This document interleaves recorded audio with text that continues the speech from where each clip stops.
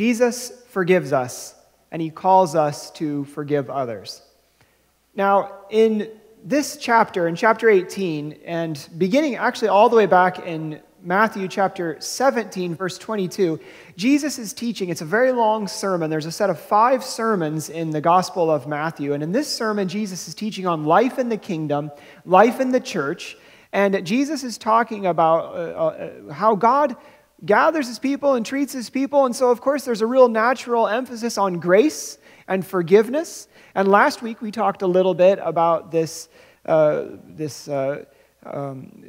way that God is gathering in his people, and that God gives us ways to deal with those who are difficult to deal with. And this week we're talking a little bit about forgiveness, which really follows on the theme from last week. It all hinges together in Jesus' teaching here because God's forgiven us and he calls us to forgive others.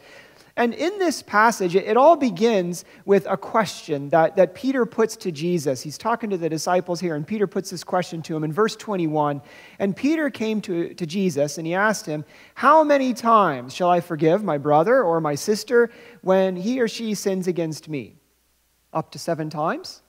And 7 would seem like a pretty natural number for Peter to use because back in the Gospel of Luke in chapter 17, verse 4, Jesus had said, if your brother or sister comes to you and sins against you 7 times a day and then comes 7 times and asks for forgiveness, you should forgive them 7 times. And we know that 7 in the Scriptures is really a number for completeness. And so it's kind of a way to symbolically say, if there's a lot that needs to be forgiven, then yes, you should forgive him that many times.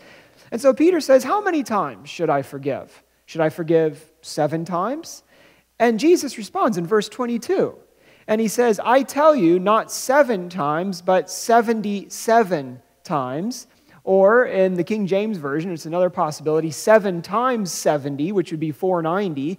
But the idea is that it is a lot. Right? That is 77 or 490, that it is getting beyond counting. And I would say it's getting beyond this idea of a tally at all. It's getting beyond 77 and getting to 78. And 78 might kind of be this number where we are moving beyond keeping track of the wrongs and the wounds that we have suffered and learning to forgive, becoming a people of 78. Becoming a people who follow the way of 78. And I think that's where Jesus wants to get us, is beyond the tally and onto this forgiveness. And so he tells Peter 77 times, but even more. And he then uses a story to illustrate what he's talking about. And you probably know this story very well. It's the story of the unforgiving servant, right? And he tells this story of a man who, this is what the kingdom of heaven is like. There's this king, this man who has a lot of property, and he calls in his servants and he asks for an accounting. And he starts at the top and calls in the people who are in charge of the most and who owe him the most. And this man comes in, this servant, the king wants to settle accounts, and the man owes him, it says, 10,000 talents in verse 24. And he's not able to pay this, which is not surprising because 10,000 talents is an enormous sum of money. Some of you might have a note down at the bottom of your Bible that says that's millions of dollars. And a talent is worth 6,000 denarii, and 1 denarius, 1, is a laborer's daily wage. So it quickly gets beyond where I can keep track of the decimal points here. And so it is this enormous sum of money. Back in the time of Herod the Great, whose kingdom was divided in 4 at his death, and each of those 4 kings had to pay a tribute to Rome, to the Caesar of Rome. The entire tribute of that area, according to some ancient sources, the entire tribute of the Palestine-Israel area was 900 denarii a year. So this guy owes big cash here, 10,000 talents.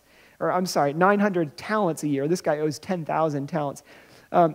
So it's a lot of money, and he's not able to pay, so the master says that he's going to have this man and his wife and his children, and all that he has owned, he's going to sell that into slavery, sell off his property, and that will help repay the debt, even though, selling him as a slave isn't going to come close, because the value of a slave isn't anywhere near what this debt is.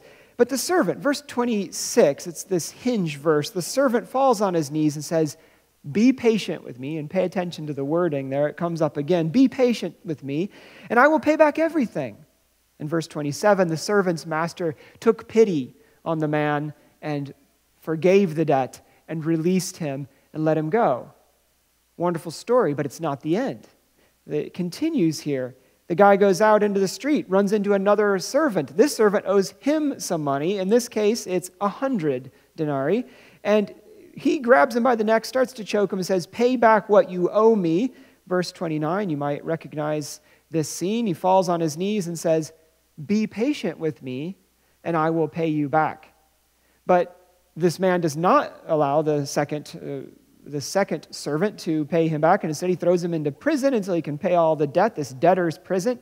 And then some of the other servants see what happens. They tell the master hauls the man back in front of him, and the master has this original servant tortured and thrown into jail. In verse 35, Jesus concludes, this is how my heavenly Father will treat each of you unless you forgive your brother or your sister from your heart. And you know, this is pretty stark stuff, right? And I think what Jesus is getting at, that ending conclusion, is not to say that God is vindictive or that God likes to punish people or something like that, but that this is simply the way that forgiveness works in the world. And if we are not able to forgive and we're not able to let go of what other people have done to us and what other people owe us in this moral sense, then we are not going to be in a position to receive the forgiveness that God the Father has for us. And Jesus is trying to point these folks and turn this around a little bit, because there's a vision out there. And the vision really is of all the way back in Genesis chapter 4, verse 24, where Lamech comes on the scene. And do you remember Lamech? Lamech boasts to his wife and says, I have killed someone who insulted me. But he then claims God's protection, just like God had protected Cain. And in Genesis, Cain is protected. God says, if anyone harms you, then they're going to be avenged, or I'm going to avenge you sevenfold. Well, Lamech says, I'm even more than Cain, so not just sevenfold, but 77-fold. Right? And so there's this ancient vision that perhaps vengeance can be multiplied 77-fold, but Jesus is turning that on its head. And he says it's not going to be vengeance 77-fold. He wants to get this people beyond that counting. It's going to be mercy. It's going to be forgiveness. It's going to be grace. And Jesus wants to get people to 78. And so here he's saying, this is what it's going to take for my people, my students, to get to this point of forgiveness where you can receive the forgiveness that God the Father offers. And you know, Jesus talks about this in the Our Father, in that prayer that he taught his disciples. You remember this. He says, forgive us our sins or our debts as we forgive those who have sinned against us or our debtors, right? And in the Apocrypha, in the book of Sirach, we read, forgive your neighbor the wrong he has done, and then your sins will be pardoned when you pray. And so God's forgiveness of us, in a really powerful way, is contingent upon our forgiveness of other people. I mean, it all fits together. And it's not even just this divine human thing. It's even how we deal with others. If we can't forgive others, then it's hard for us to receive forgiveness from others, right? And so this is verse 26 and 29 of our passage, that both the servant of the king and the servant of the servant, they're both in need of forgiveness. And one can't receive it unless he is able to forgive the other. If we want to receive forgiveness, we have to be willing to also forgive. And you know, I think what Jesus is getting at when he's talking here is that unforgiveness is very dangerous in our lives. It's dangerous to the good life, certainly, and I think it's also dangerous to a sense of peace and well-being, but honestly, unforgiveness is dangerous to our health. There are scientific studies out there that show that people who forgive report lower levels of depression and physical health complaints. And notice that this is not about the other person here. This is about us and God. And so in Luke, in chapter 17 in Luke, when the disciples are talking to Jesus and he says, well, if someone comes to you and asks for forgiveness 7 times, you should forgive them. And there in Luke, Jesus is making sort of a different point. But here in this passage, Jesus is instructing us to forgive whether or not the other person asks for forgiveness. And so just think about this. If we only forgive when someone asks us to, then we become dependent on that other person who has harmed us. And we have to wait until they are ready to ask for forgiveness, and they may never be ready. We have to wait until they're ready, and they might not even think they need to ask for forgiveness. And sometimes if we're waiting for someone else to take the first move, then we might get stuck forever, literally. And this gets us at another aspect of forgiveness. Forgiveness is not claiming that what someone has done to us was okay. And it's not giving them permission to do it again. Forgiveness is saying that we will no longer allow that wound to define us and define our relationship and to define who we are before God. It's kind of back to that binding and loosing that we talked about last week, right? So in this story, the man, he really did owe 10,000 talents. And the debt really was there. But the king let it go. And everything in this story hinges on verse 27, where the servant's master took pity on him and canceled the debt and let him go. That's it.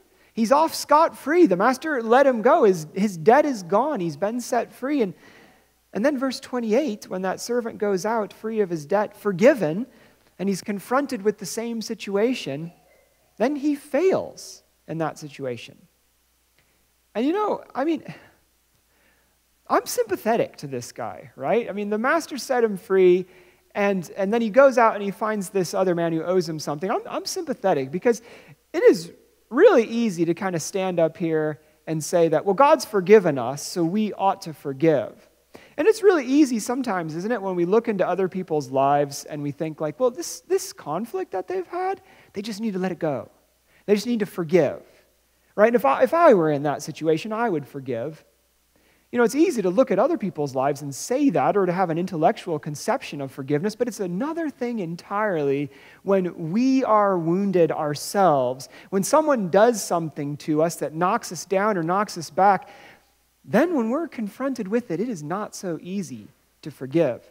Because there is something about a wound or a harsh word that just hits us right in the gut. That just cuts us right to the heart. And in that moment, it's not easy to let go. Let's just be really honest about that. And so I'm sympathetic to this man. He can understand being forgiven. That's really natural, but it's not easy sometimes to go out and to forgive others. And whenever something happens, this is just human nature. Whenever something happens that damages our personal sense of worth, or that kind of pushes us down, or that offends our honor or our dignity, there is this incredibly powerful force in our souls that wants to equalize the situation, right? We've been knocked down. We want to make it equal. We either want to claw our way back up, or we want to grab the person who has done something to us and at least pull them down, because we can sense that it's out of whack and we want to get back to that place of equilibrium. And this is a really powerful instinct, let me tell you. It's the instinct that drives so much in human life. I think it's the basis for all of our great story plots, like Hamlet to Harry Potter. Forgiveness is the only key that can undo this sense of woundedness. And just think about this. What is the alternative? Because Lamech's fantasy of revenge, that may be satisfying in some ways, 77-fold payback, but it is not going to lead us down the path of life. But you know what? Forgiveness is hard, and the more something really matters to us, or the more something's been taken from us, the more difficult it is, right? So I can easily forgive the guy that steals the parking spot when I'm edging into the parking lot, but what about the guy that steals the car, or who steals my dignity, or steals the life of a loved one? Then it gets a little trickier.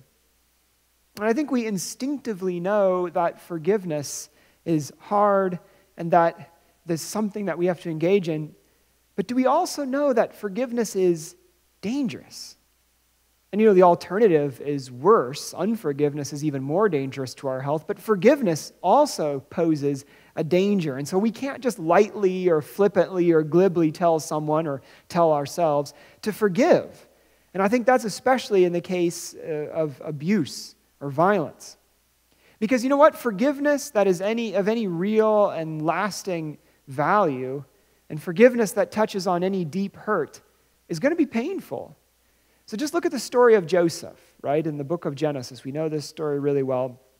Joseph's brothers tried to kill him because of jealousy, and they ended up throwing him into a pit and telling his father that he was in fact dead, and instead they sold Joseph off into slavery, and Joseph ends up in Egypt with nothing. His life is ruined. And because of God's mercy and providence, Joseph ends up occupying a position of power within the Egyptian government. And when the tables are turned and there's a famine and his brothers and families come looking for some food, Joseph is at the right moment, at the right time to be able to help them out. And he, as you will remember, recognizes them before they recognize him. And here is Joseph in this position where he can pay back his brothers 77-fold, right? But he knows that the only palatable option, the only way forward, is going to be forgiveness. And Joseph wrestles with this. I think this is part of what's going on, where he gives them the money and then he makes Benjamin stay behind. And there's this all back and forth. Joseph is wrestling with this desire to forgive and the difficulty of forgiveness. And in Genesis chapter 45, he sends away his brothers. He clears them out. He can't handle it anymore. And he weeps loudly. And all of the Egyptians are very worried for him because they can hear him just kind of crying out and wailing to God in the next room. Because Joseph knows just how hard and dangerous forgiveness really is when it comes down to it. There's a group called Solace Ministries that works with survivors of the 1994 genocide in Rwanda. And the mission of Solace Ministries is taken from Isaiah 40, which says, "Comfort, comfort, O my people. Speak tenderly to Jerusalem, O Lord." And one thing that Solace Ministries does not preach about, they do not preach this. One thing they do not preach to these survivors of deep trauma is forgiveness. Because what they have learned is that people have to reach this point of being ready to forgive, but they cannot and should not and must not ever be forced to forgive in the wrong way or at the wrong time, because to do that would be to re-victimize them and to place them in a position of renewed hurt after they'd been so deeply wounded. And part of the reason for this is that forgiveness has a kind of an order to it. Desmond Tutu, in his book, The Book of Forgiving, talks about the path of forgiveness. And we must first tell our story, and then we've got to name the hurt. And only then are we at a place where we can take the step of granting forgiveness. And what this means, I think, is that as the church, as a body that is called to live the Jesus way of forgiveness and to proclaim God's forgiveness for us and to the world, we've got to take care that we walk with people who are in need of granting forgiveness and who are in need of forgiveness. Because it can seem like such an easy thing to do and just get up and say, "Hey, God forgives, you've got to forgive." But as the church, we've got to be this body that's patient enough to recognize that not everybody's going to be at that point right away. And we've got to be ready to just listen and to not pass judgment, even when somebody's at a place of unforgiveness. But Tutu also says this: there is nothing that cannot be forgiven, and there is no one undeserving of forgiveness. And I think that ought to challenge us. I think Jesus' words here really ought to challenge us, because we are always being called back to this way of forgiveness, because that is the way of God. God is calling us to live this way of 78, to be a people of 78 who get beyond wrongs and forgive. And the other thing we want to keep in mind is that forgiveness is not the same thing as reconciliation. These are really two totally separate actions. And sometimes we can forgive but not be reconciled. And sometimes we can forgive and we can have a degree of reconciliation, but it's not the same thing. And you may be able to let go and forgive the hurt that your ex-husband or whatever did to you, But that doesn't mean that you're going to go and pick up and move back in with the guy, right? I mean, reconciliation has its own logic, and forgiveness can be a part of it, but forgiveness is not reconciliation. And so sometimes forgiveness is going to mean letting go and just saying, because of what has happened, and because of what you have done, and because of all the water under the bridge, our relationship is over, and we cannot be together. But listen, I forgive you, and I do not hate you, and I release you. And so, getting that we just have to remember that reconciliation and forgiveness is not the same thing. And getting to 78, getting to this place where we are beyond seeking vengeance, it's a habit that forms in us. C.S. Lewis, the great theologian, in a letter to his friend, wrote about how he struggled with forgiveness, and that through his prayers he felt that he had reached a place where he had been released from a heart of unforgiveness, and that he had let go and forgiven somebody who had wronged him. And he said this in his letter. He said that it's a little bit like swimming. He said, there are months during which no efforts will keep you up. Then comes the day and the hour and the minute, after which, and ever after, it becomes impossible to sink. I think once we learn to forgive, it's like swimming. Once we learn, we don't forget, even if sometimes there's a challenge. But how do we learn to forgive? Well, it strikes me here in Jesus' story that the king calls in the servants for an accounting. I think that's key. Because I think it's really impossible to forgive if we don't first take stock and don't account for where we're at, for the wrong that's been done to us and the hurt that we've felt. And this maybe is a basic action of forgiveness. We've got to tell our story and name our hurt. A guy named Michael Lapsey, who is a South African Anglican priest, and he lost both of his hands and an eye to a letter bomb during his struggles with apartheid. He says this: we cannot let go of feelings that we don't own. So telling our story and learning to speak about what we have suffered or lost can be this incredible, powerful experience of owning our feelings and helping us to get to a place of forgiveness. And I think that what telling our story does, and I think the reason that this is so important, is that it gets us to a true place. Okay, and what I mean by that is that when I say true place, is that we get to a place where we know who we are. And we understand what has happened to us. And we're able to acknowledge it and to speak to that situation. But we're able to be at a true place of kind of open-eyed encounter with what has happened in our own history. And sometimes telling our story gets us there. But sometimes telling our story won't be enough. Sometimes we're going to need the power of prayer and God's supernatural moving in our lives to lift us out of that mire of unforgiveness and woundedness and to move us to a place, a true place, where we can let go of things. And sometimes maybe telling our story won't be that hard. And maybe forgiveness will be something that we almost instinctually just do. I'm struck by even Jesus, who gives us the perfect model. When he's on the cross, he didn't have to tell his story. He didn't have to say, well, they whipped me, and they beat me, and they put a crown of thorns on me, and they crucified me. He just was at that place already, and he could say, Father, forgive them, for they know not what they do. And so we've got to get to that true place, that center where God is able to give us the wherewithal to forgive others. And, sometimes we'll tell the story of what's happened, we'll speak it out, and we'll still be deeply wounded and hurt. And I think that's when we're going to have to resort to prayer and just ask for God's power to work in our lives. It's not for nothing that Jesus said we're to pray for our enemies, because sometimes we don't know what to do.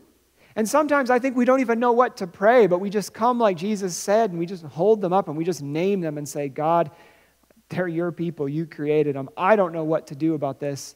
I pray for them. And I found that is transformative in my own life. And so, I think we get to this sense, this true place, this clear idea of where we're at. And then that's a place where we can forgive. And it's us. It is truly we can forgive. Because do not think that forgiveness is only for saints or for only some other sort of people. Because hurt happens to all of us, and we cause hurt at one time or another to everybody. So don't believe that old saying that to err is human, but to forgive is divine. I mean, in reality, to err is human, and to forgive is the divine vocation, the human vocation that God has given us. It's what God's allowed us to do. To forgive is human. And it really is. And I think we can train ourselves in the way of Jesus and let His Spirit work His leavening power within us so that at that moment of injury, we can have compassionate hearts and forgiveness comes easier for us. But you know what? It's very natural for forgiveness to require some struggle. I mean, just look at Jesus' story that He tells here, right? I mean, this king calls in his servants for an account. Look carefully at this, because Jesus doesn't say a bleeding heart, compassionate king called in his servants and He forgave them. I mean, Jesus says the king called in his servants, and when one of them could not pay those 10,000 talents, He ordered the man and his family to be sold into slavery, and then He ordered that all of his possessions be sold to repay the debt. I mean, this king is not a saint. He is not a nice guy. He's just a very human guy. But I think Desmond Tutu was right when he said that there is nothing that cannot be forgiven, and there is no one undeserving of forgiveness. I think it's true even when it seems impossible. In 2011, Gene and Howard Schmidt, you might have read this story in the Mennonite a while back, they were driving to a church conference, and Howard was a retired Mennonite minister who was serving a congregation in Ohio. And as they were driving home from this church conference, they see a car coming towards them on the other side of the road, and the car crosses the center line and comes towards them. So he took evasive maneuvers, pulled off into a cornfield, and tried to get out of the way. But somehow this car tracks them, and even in the cornfield, slams into the side of their vehicle. Well, there right away, Jean can tell that her husband is in pretty bad shape, and he's not fully conscious. And some of the occupants of the other vehicle get out and come over, and Howard says, kind of with his last breath, "Just hold my hand." And then he dies. Well, as this investigation continues, it's discovered that the driver of that vehicle was driving under the influence and had, because of that, crashed into their car. And so then this driver faces court time and the potential of jail, but Jean and their son and daughter advocate for the individual who is driving and try to get service instead of jail time. And in the court appearance, Howard and Jean's daughter says this: "I will need to forgive you," speaking to the one who is driving the car under the influence. "I will need to forgive you many times. My prayer for you is that you have and are continuing to learn from this horrible experience that will haunt you for the rest of your life. Howard would not want you to suffer any more than you have. He is in a better place and has already forgiven you."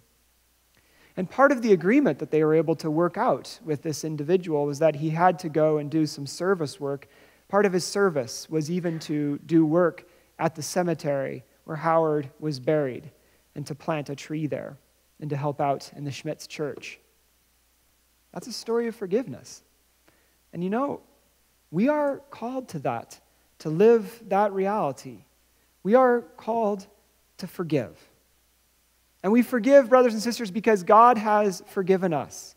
And we forgive because Jesus has shown us the way of 78 and calls us to be a people of 78.